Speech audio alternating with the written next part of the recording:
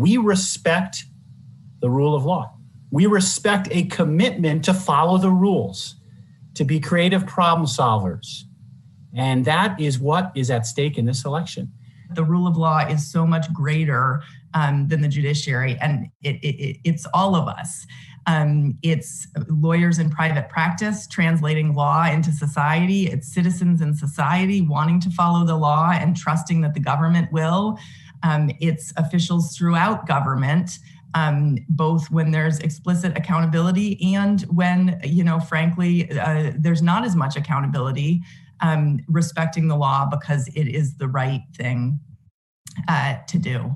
If people lose confidence and trust in government, that undermines the whole basis of our system of government.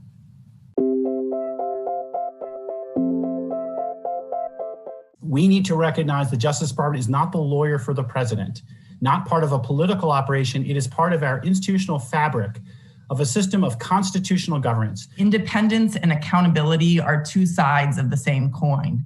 So when we say independent, we don't mean that we want judges who are free to do whatever they want. We don't mean free to pursue their personal or political ends.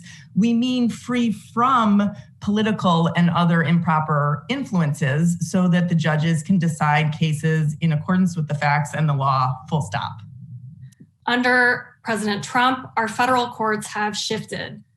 They've tilted towards judges intent on undermining precedent and rolling back constitutional protections for those who lack power and privilege. The courts have tilted towards judges seeking to prop up corrupt groups like the National Rifle Association.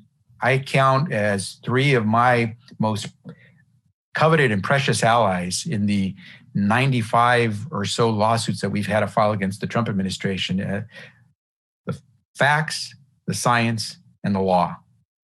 Typically, they have been firmly on our side. And that's why we've beaten this administration so many times in court, because the facts, the science, and the law, at the end of the day, are hard to contest in a court of law if that court is going to work the right way.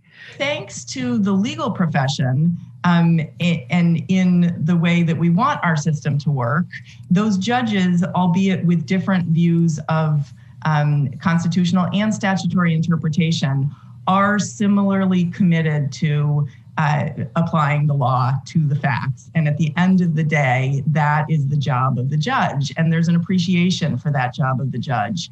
And we have to constantly, as a profession, work to create a judiciary at the federal level and at the state level where that is the overriding value. And that unites judges who have different views of how to interpret the law with respect to particular cases.